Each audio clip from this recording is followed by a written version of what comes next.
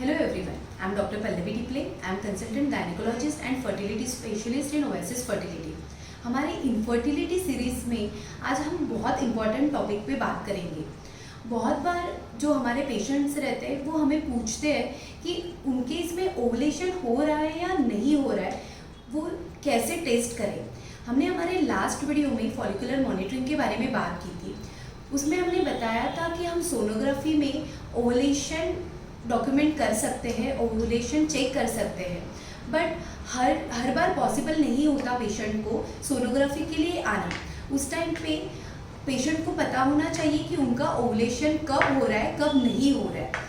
Generally हम physiology की बात करें तो ओवुलेशन होने से पहले जब डोमिनेंट फॉलिकल बनता है, यानी फॉलिकल 19 to 20 mm का बनता है, उस टाइम पे बॉडी में LH हार्मोन यानी ल्यूटेराइजिंग हार्मोन सिक्रेट होना स्टार्ट हो जाता है।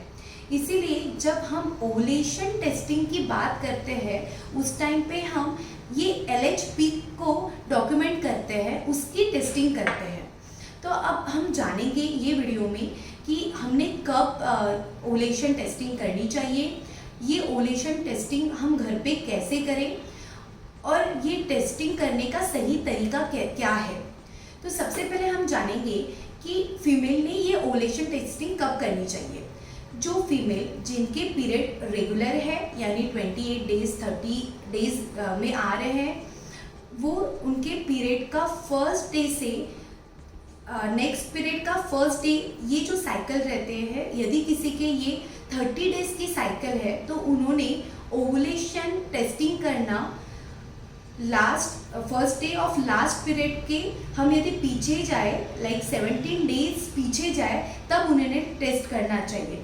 यानी समझ लो किसी की 30 डेज साइकिल है तो 30 - 70 मीन्स 30, तो उन्होंने 13 डे से ओवुलेशन चेक करना स्टार्ट करना चाहिए।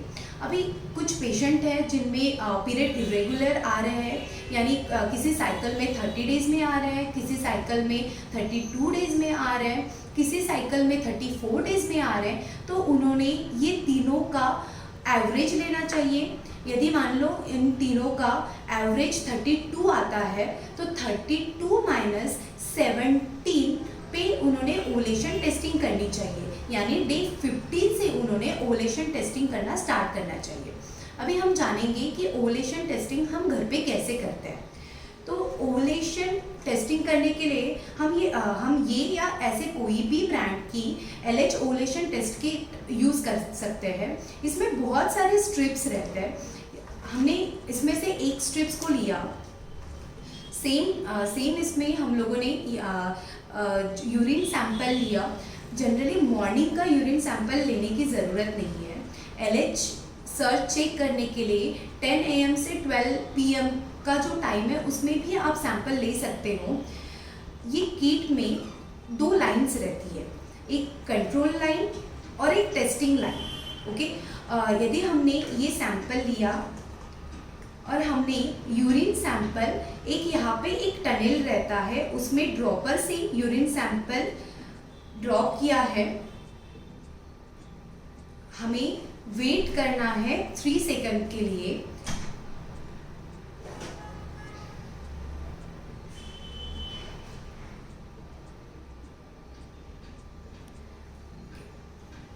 अभी इसमें हम ये टेस्ट में देख सकते हैं कि यहाँ पे कंट्रोल लाइन आई है और टेस्टिंग लाइन नहीं है, यानी इसमें ये किट में एक ही लाइन आई है। इसका मतलब ये है कि अभी भी ओवुलेशन नहीं हुआ है। ऐसे केस में आप नेक्स्ट डे फिर से ओवुलेशन चेक कर सकते हो। कभी कभार क्या होता है कि कंट्रोल लाइन भी नहीं आती, टेस्टिंग लाइन भी नहीं आती। इसका मतलब है कि ये किट में प्रॉब्लम है, आपने दूसरी किट लेना चाहिए। कभी कभार होता है कि कंट्रोल लाइन तो अच्छे से पॉजिटिव आती है, बट वो टेस्टिंग लाइन रहती है वो फेंट आती है, जिसको हम वीकली पॉजिटिव बोलते हैं। इसका मतलब कि बॉडी में LH सर्च आना स्टार्ट हुआ है बट अभी भी वो पीक पे नहीं है। तो वो केस में आप 10-12 घंटे के बाद फिर से टेस्ट कर सकते हो, या नेक्स्ट डे आप ओवुलेशन चेक करने के लिए फिर से टेस्ट कर सकते हो। तो हमने अभी जाना है कि ओवुलेशन हम ओवुलेशन किट पे कैसे चेक करते हैं।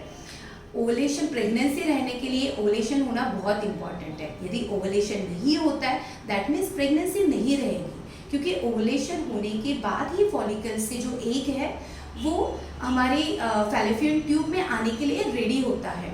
कभी कभार ओवुलेशन के टाइम पे पेशेंट को कुछ सिम्टम्स आते हैं, लाइक एब्डोमिनल पेन होता है या बैक पेन उनको स्टार्ट होता है। तो कुछ पेशेंट में ये भी सिम्टम्स रहते हैं कि वो प्रेडिक्ट कर सकते हैं कि उनके ओवुलेशन हुए या नहीं हुए। ओवुलेशन के बाद एग का लाइफ स्पैन 1 या 2 दिन का रहता है। यदि पेरी ओवुलेटरी फेज या ओवुलेशन के बाद यदि उनके रिलेशन आते हैं तो प्रेगनेंसी रहने के चांसेस बढ़ जाते हैं।